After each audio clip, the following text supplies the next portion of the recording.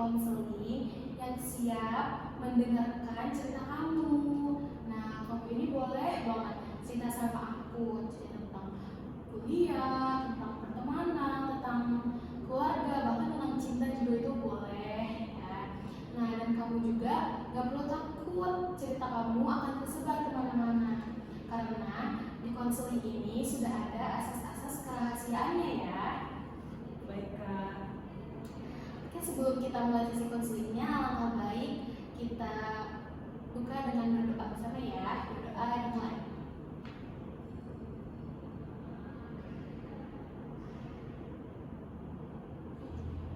Berdoa kasih. Iya boleh, silakan Umay. Oke, mungkin aku mau ngejelasin latar belakang aku dulu kali ya, Kak. Kayak apa sih kesibukan aku gitu. Kan aku mahasiswa informatika nih. Aku selain menjadi mahasiswa informatika tuh, aku ada kegiatan organisasi juga. Organisasinya aku sebagai ekonomi kreatif. Nah, itu tuh sebagai kesibukan di internal aja sih, di internal aku. Kayak apa sih namanya, biasanya cuma kayak rapat atau kayak ada acara tinggal bikin acaranya, atau aku jadi MC biasanya. Itu masuk ke apa namanya, jadwal-jadwal aku gitu, jadwal kuliah. Terus ada juga aku jadi asprak gitu kan. Asprak ini asisten praktikum. Jadi di asisten praktikum ini aku praktikum fisika. Kelasnya itu aku ngambil kelas biologi. Nah, ini yang membuat aku jadwal kuliah aku nih kayak menjadi berat tuh, antara asprak sama organisasi ini. Nah, kalau organisasi sih aku masih bisa nge-handle ya, karena kayak apa sih namanya, paling cuma rapat doang sih yang kayak harus datang gitu. Kalau nggak datang aku kena denda. Nah, kalau asprak ini bener-bener aku harus kayak harus ada terus kan, kayak misal di jadwal praktikum di hari Rabu gitu, itu aku bener-bener dari pagi buta aku harus ke kampus gitu kan. Terus udah mana praktikan aku tuh kayak harus dijelasin 2 kali gitu tuh, kayak harus ngejelasinnya tuh bener-bener harus jelas gitu, karena kalau 1 kali doang kita jelasin itu mereka gak paham. Jadi kayak double gitu tuh, apa sih ngejelasinnya, sama double extra energi gitu. Kayak aduh, asprak nih besok, jadi kayak aku harus bener-bener kayak mengeluarkan energi dulu, harus berhibernasi dulu gitu. Jadi aku nggak bisa ngerjain tugas di apa namanya, di malam sebelumnya, karena aku harus ngumpulin niat dan energi buat asprak besok. Nah, selanjutnya ini keberatan yang ke berapa lah itu ya, aku selalu ada tugas kelompok kan. Nah, di tugas kelompok ini aku selalu menggendong kelompok aku. Jadi kayak gimana ya, aku udah ngasih tahu ke kelompok aku apa yang harus mereka kerjain, tapi nggak dikerjain sama mereka. Jadi tetap aja aku yang harus ngerjain itu semua gitu, walaupun aku udah ngebagi-bagi ke mereka apa yang harus mereka kerjain gitu. Padahal ini tuh menyangkut kan ke nilai-nilai mereka gitu, tapi tetap aja mereka tuh kayak udahlah biarin mulai aja yang ngerjain gitu. Jadi kayak aku kayak oh my god, aku berat banget deh kuliah semester 3 ini, bener-bener kayak ngerasa capek banget. Capeknya tuh berlebihan daripada semester lain gitu, semester sebelum-sebelumnya gitu. Jadi apa ya, aku butuh konseling nih, kayak apa sih, aku capek banget deh mau butuh cerita gitu loh ke konselor. Tapi kamu kan baru jadi asprak itu baru di semester 3 ini ya. Nah, itu tuh keinginan kamu sendiri atau kayak ada temen nih yang ngajak gitu? Oh iya, aku tuh kalau asprak nih kemauan sendiri, makanya aku kayak pas udah jadi asprak kayak ini bener gak ya jalannya tuh, kayak harusnya aku jadi asprak gak sih? Soalnya aku yang daftar sendiri, aku yang kayak mau untuk mendaftarkan diri, padahal gak disuruh siapa-siapa. Aku kayak coba aja deh nambah-nambahin jadwal. Beneran ternyata beneran terpisah beneran ini gitu. Jadi itu emang atas kemauan diri kamu sendiri ya. Iya betul. Tapi jadinya kamu menjadi asprak ini, ternyata ngaruh juga gitu ke Iya. waktu kuliah kamu gitu, Iya. waktu istirahat kamu juga kesita gitu ya. Iya, jadinya nggak bisa ngerjain tugas gitu untuk sebelumnya gitu, sebelum hari H, sebelum praktikum gitu. Nah, kan yang kamu selalu menggendong kelompok kamu ini gitu. Nah, kamu ini udah ada belum sih untuk mengajak mereka gitu, kayak ayo kita ketemu gitu, kerjain tugasnya bareng-bareng gitu di sini, atau enggak ayo nih nanti kita hari ini ya kerjain tugas ini gitu di sini gitu. Nah, aku tuh biasanya komprominya itu kayak kerja kelompoknya itu, kelompok aku nggak mau yang untuk tatap muka face to face itu tuh nggak mau. Jadi kayak bener-bener pure online aja di Gmeet atau di Discord gitu loh. Jadi kayak aku ngebaginya di WA group, terus habis itu nanti kita kayak apa namanya nge-Gmeet, kayak kamu bagian ini ya, caranya kayak gini. Misal kita kan ada ini yang bikin jurnal. Nah, bikin jurnal kan nggak langsung blok, langsung jadi gitu kan. Jadi kita harus membagi, kayak ngebagi tugas-tugasnya gitu. Jadi misal kamu abstrak, kamu pendahuluan, aku pembahasan, aku data gitu. Tapi tetap aja kayak mereka tuh nggak ngerjain, jadinya aku yang ngerjain lagi, kayak aku harus kayak ayo buruan kerjain hari ini selesai ya gitu. Kok nggak ada yang ngumpulin, jadinya aku sendiri tuh yang ngerjain gitu loh. Jadi ya aku sangat-sangat capek dan menggendong mereka semua gitu. Mungkin mereka juga kurangnya inisiatif ya atas kelompok juga gitu. Padahal kan itu untuk mereka juga nilainya gitu, bukan untuk per orang gitu. Kan mereka juga dalam satu kelompok itu pasti nggak ada yang mau dapat nilai, pasti pengen dapat semua ya. Jadi benar-benar kayak serahannya tuh ke aku semua gitu loh. Terus ada nih Kak, kayak aku kan bikin proposal nih, proposal internasional padahal buat aku masukin ke ISIF Asia. Jadi itu apa namanya proposal internasional buat kayak ngadain internet di suatu daerah gitu. Jadi aku buat proposalnya nih bareng sama teman-teman aku. Tapi teman-teman aku karena mereka kayak mungkin kurang nggak ngerti gitu, kurang ngerti apa yang aku maksud. Jadi kayak mungkin ke mereka juga jadinya males ngerjain kali ya atau gimana, aku juga nggak tahu. Padahal aku tuh udah kayak ngasih rinciannya juga, aku juga ngasih contohnya, tapi mereka tuh kayak ngehirauin gitu loh. Jadinya tetap aja aku yang ngerjain. Nah, itu tuh aku ngerjain bener-bener kayak do my best banget tuh.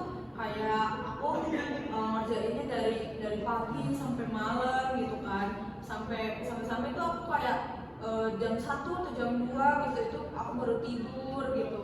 Terus aku juga sampai kehujanan karena apa namanya aku ngerjainnya kan di kosan temanku ya yang ada wifi-nya gitu. Terus tapi teman aku yang di kosnya itu kayak mereka kayak ngehirauin aku aja gitu loh. Jadi tetap ya udahlah mulai aja lah yang ngerjain gitu. Jadi kayak aku juga capek kan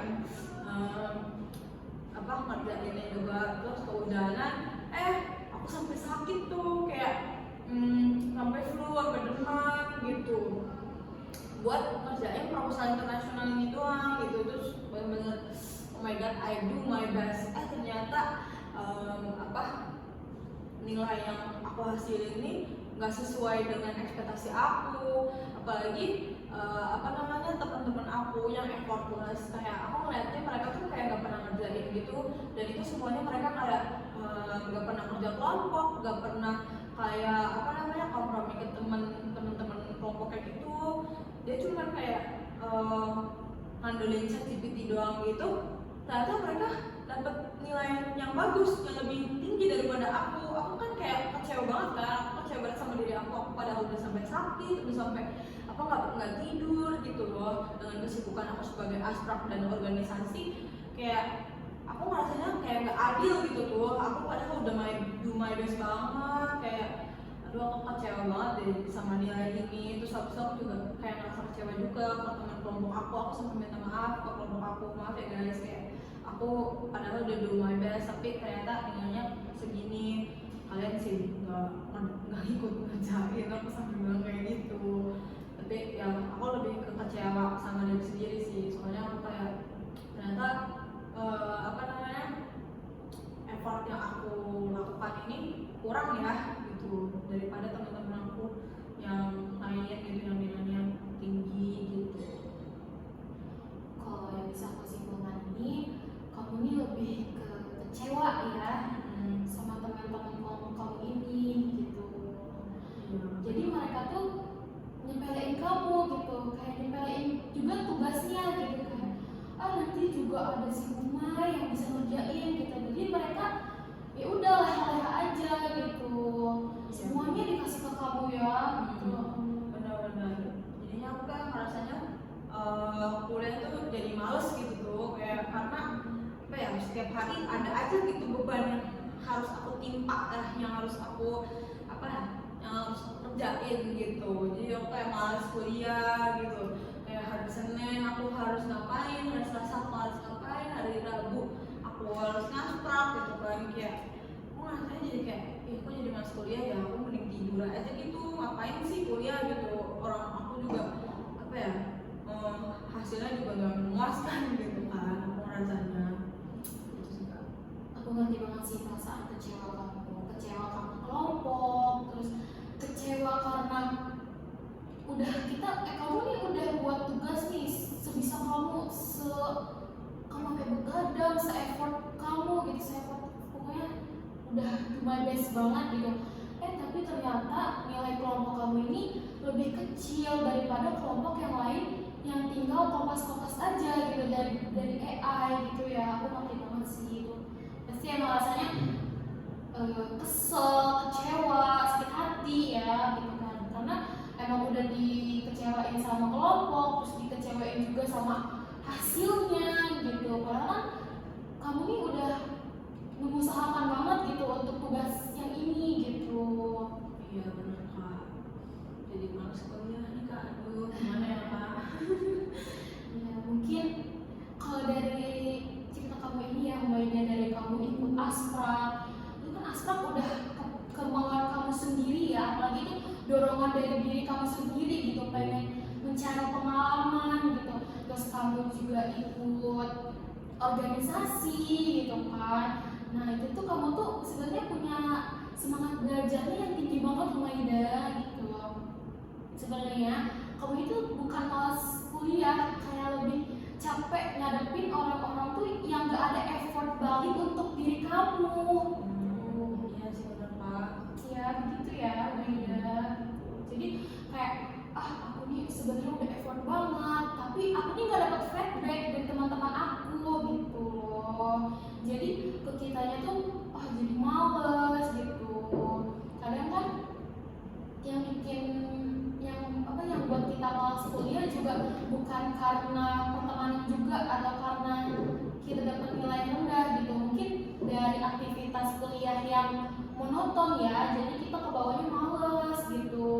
Iya sih benar Kak, monoton banget ya kuliah tuh. Iya.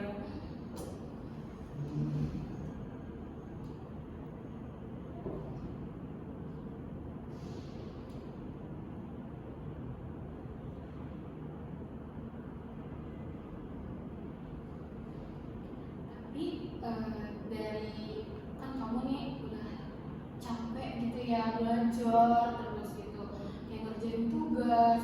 Nah ada gak sih sesuatu yang bikin kamu nih semangat lagi di saat kamu lagi down gitu loh, kayak kesenangan apa nih yang bisa membangkitkan semangat kamu dalam belajar gitu? Iya ada banget Kak, aku tuh suka gitu kan. Jadi kayak aku kalau misalnya jenuh gitu, aku scrolling TikTok, aku scrolling IG gitu, itu tuh apa namanya, isinya orang-orang ganteng gitu kan, menjadi dopamin tersendiri buat aku gitu. Jadi kayak aku punya motivasi lagi untuk belajar gitu. Jadi kayak gimana ya, kalau belajar juga kan suntuk gitu kalau misalnya dengerin lagu gitu. Nah itu aku sering dengerin dengerin lagu K-pop tuh kak, aku suka banget sama Seventeen, sama Ortiz, sama NCT dan lain-lainnya. Aku kayak, aduh, mereka jadi motivator aku juga sih, kayak mereka kan juga sering ngasih quotes gitu kan, quotes ke fans-fansnya gitu. Jadi aku kayak sampai bener-bener jadi wallpaper aku gitu buat biar semangat sih buat ngerjain tugas gitu. Quotes-quotes yang mereka kasih juga aku jadiin wallpaper gitu. Jadi kayak aku mungkin jadi semangat kuliahnya ke situ sih kak, karena Seventeen dan K-pop itu. Iya, pasti mereka juga ngasih semangat ya ke kamu gitu, kayak dari kutipan-kutipan mereka juga malah ngejadiin kita tuh kayak oh iya ya, kita tersadar gitu loh. Itu juga emang bagus banget sih itu. Benar. Yes. Nah, tapi selain mendengarkan musik gitu, ada nggak sih hal yang bisa kamu lakuin selain K-pop itu gitu? Oh iya, aku juga sering ngilangin stres. Aku biasanya nge-gym sih kak. Nge-gym aku baru-baru ini mulai nge-gym sama teman-teman aku gitu. Terus jadi kayak nge-gym tuh kayak abis nge-gym walaupun capek, tapi itu kayak dopamin olahraga. Abis olahraga tuh kayak apa ya, meningkat gitu loh. Meningkat banget sih abis olahraga, abis nge-gym aku jadi bisa semangat untuk belajar lagi gitu. Ya, itu bisa juga sih ya, selain K-pop juga harus ada kegiatan yang membuat kita lebih semangat lagi ya gitu. Nge-gym juga kan kita ketemu teman-teman gitu, jadi kitanya semangat, kita kan buat tubuh kita juga lebih sehat gitu ya. Life balance. Iya, harus dong gitu.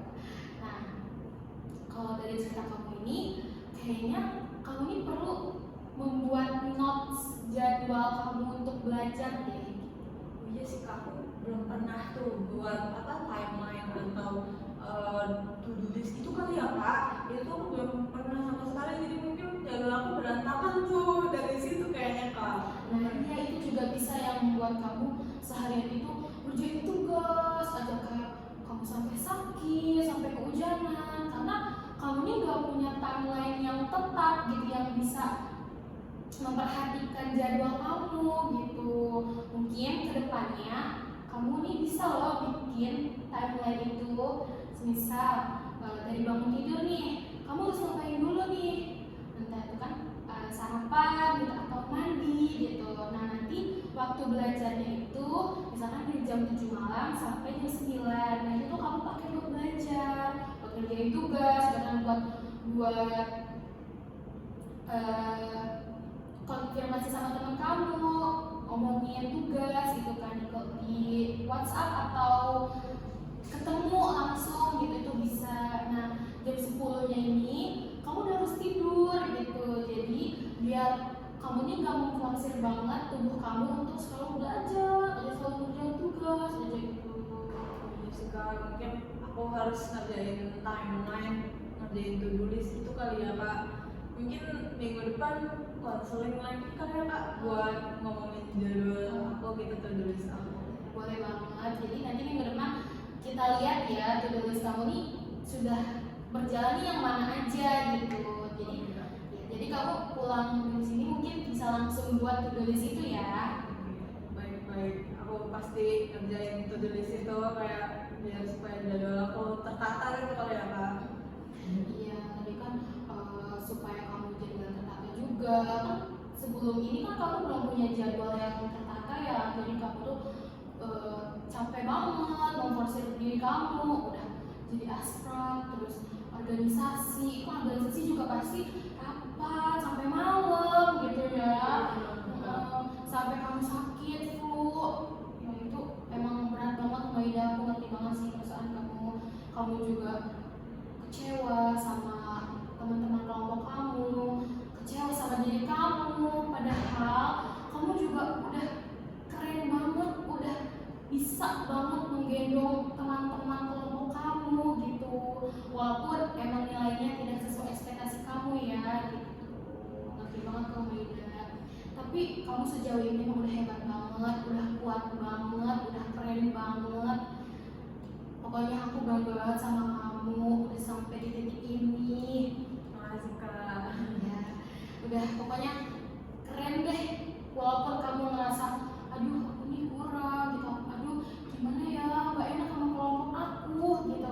Kayak tapi kalau orang lain ngeliat kayak aku nih, ngeliat cerita kamu, ngedengar cerita kamu, aku nih udah bangga banget sama kamu, soalnya emang kamu nih udah keren banget, udah bisa banget berusaha semaksimal mungkin gitu. Jadi kamu nih nggak boleh putus asa juga ya. Kamu nih harus kayak oh aku nih udah effort banget loh, udah keren banget. Kamu juga harus bisa mengafirmasi diri kamu sendiri bahwa kamu nih udah best banget.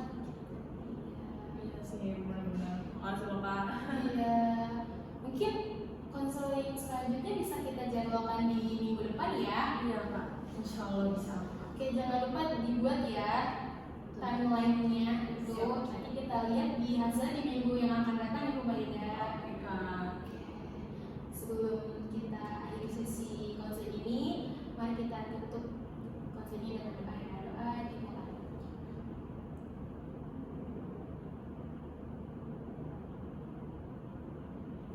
Doa selesai. Terima kasih ya Bu Maida sudah menyempatkan waktunya untuk hadir ke sini untuk konseling. Sama-sama Kak. Terima kasih juga atas Iya. waktunya. Semangat ya Bu Maida. Iya.